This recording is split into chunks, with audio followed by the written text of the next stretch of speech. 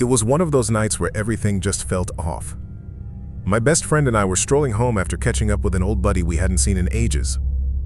The route back took us straight through this big park with a thick, overgrown forest hugging the right side of the path. The road itself was already long and empty, but that night it felt endless. Pitch black, like the darkness was swallowing us whole.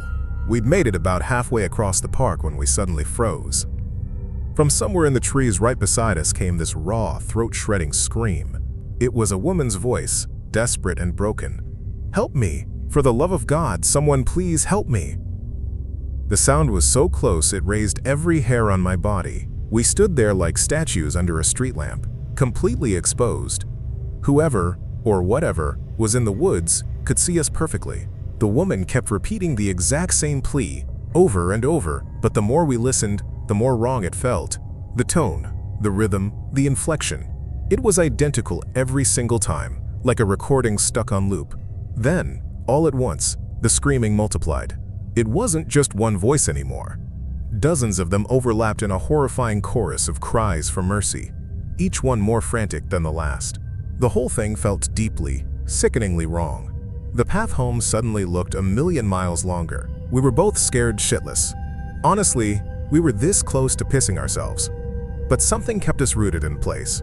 Maybe it was guilt, or maybe it was that stupid, deadly curiosity that makes people do dumb things in horror movies. While we were still trying to figure out what the hell to do, it stepped out from the edge of the woods. The thing looked almost human, but not quite.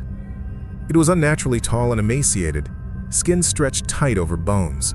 A huge set of antlers jutted from its head, yet it stood upright on two legs like a person. Worst of all, its body was twisted and mangled, like it had just crawled out of a horrific car wreck, even though there wasn't a single road anywhere near the forest. It let out a wet, gurgling roar, the kind of sound you'd hear if someone's lungs were full of blood and water. I screamed, "Oh my God, run!" We took off like our lives depended on it, which at that point they probably did.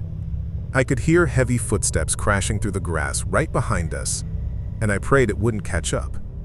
Neither of us dared look back. Then, from maybe 10 feet away, it shrieked the exact same words I had just yelled. "Oh my God, run!" It was my voice.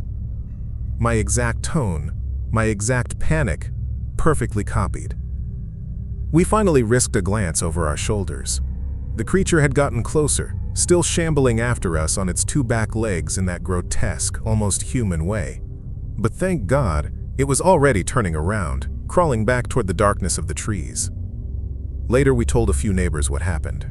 They just nodded like it was the most normal thing in the world, and said those things are called skinwalkers.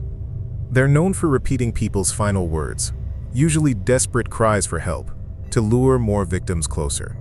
We were incredibly lucky we didn't go in alone that night. From that day on, neither of us has ever set foot in that park again, not even in broad daylight.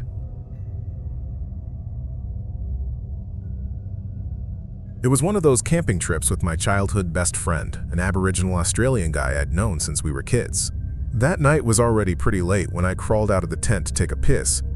We were way out in the middle of nowhere, deep inland behind a line of rocky hills.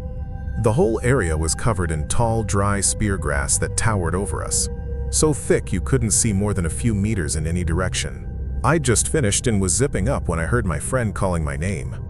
The weird part was, the voice came from the exact opposite direction of our campsite. I paused, confused, because I'd literally just left him sleeping in the tent. I stood still for a second, listening. Then he called again, and there was no mistaking it. This time it was unmistakably his voice. I shouted back and started walking toward the sound. It kept going like that for a while. Every time I moved closer, the voice would shift direction, pulling me deeper into the darkness. I didn't think much of it at first, just figured he was messing with me or something. Then, without warning, someone grabbed me hard from behind. I nearly jumped out of my skin. Heart hammering, I spun around fast. There was my friend, standing right in front of me, but his face looked dead serious and strangely sad. I was half confused, half pissed off at being scared like that, so I snapped at him. "What the hell, man? You were calling me from up ahead. "How the fuck did you sneak around behind me?" He stared straight into my eyes and said quietly, "That wasn't me calling." We both froze. The silence that followed was so complete, it felt suffocating. At first I thought he was just dragging the joke out, but the genuine fear etched across his face made my blood run cold. I held my breath. Then, sure enough, the voice rang out again, loud and clear, coming from somewhere far off in the grass, while my friend stood right next to me the whole time. It was impossible. That's when real panic hit me. My eyes went wide as I stared at him in pure terror. He leaned in close and whispered, "Bad spirit, we have to get back to camp right now." Like I said, by that point, I was completely turned around and lost. If I'd known which way the tent was, I probably would have jumped on his back and made him carry me out of there at a dead run. Once we finally made it back to camp safely, he told me the whole story. "This kind of thing has been happening for thousands of years," he said. "People get lured away from safety by voices that sound exactly like someone they know and trust. A few lucky ones make it back to tell the tale, but plenty of others, especially young people, never come home." Thinking back on it, if my friend hadn't heard something that night and followed the sounds to track me down, I probably wouldn't be here right now.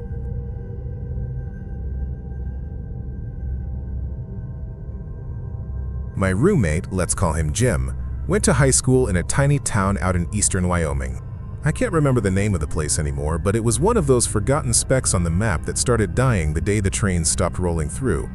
The whole town had this permanent vibe of unease, like everyone was waiting for something bad to happen. A lot of parents flat out refused to let their kids outside after dark.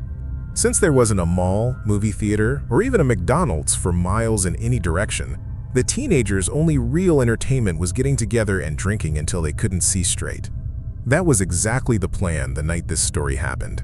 One of Jim's classmates was throwing a party at his parents' house, way out on a dirt road about 20 miles from town.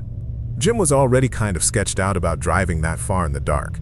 The area had a nasty reputation for being creepy as hell after sunset, but his friends kept begging, and he was the only one with a car.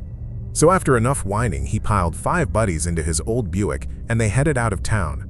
About half an hour later, they realized they were completely lost.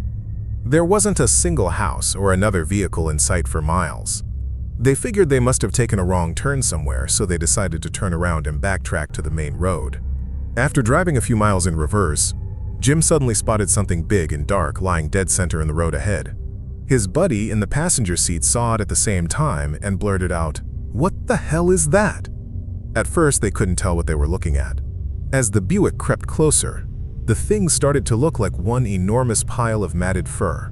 Jim assumed it was some roadkill, but it was huge enough that he didn't want to risk tearing up the undercarriage, so he slowed down and stopped about 20 feet away.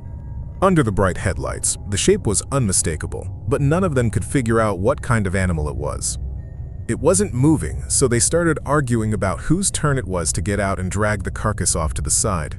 That's when it started to stir. The whole car went dead silent.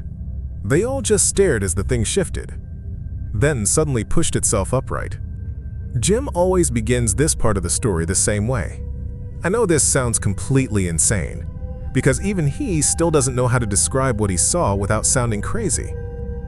Whatever it was, when it stood up to its full height, it had to be over 6.5 feet tall. Its body was thick and powerful, built like a grown man, but every inch of it was covered in thick, dark fur. The head wasn't human at all. It looked like the head of a wolf or a German shepherd, with a long snout and sharp, pointed ears. Its eyes caught the headlights and glowed the exact same way a cat's eyes do at night, and they were locked straight on the car. Jim said the hair on his arms still stands up when he talks about it. In one massive clawed hand, the creature was holding a dead rabbit.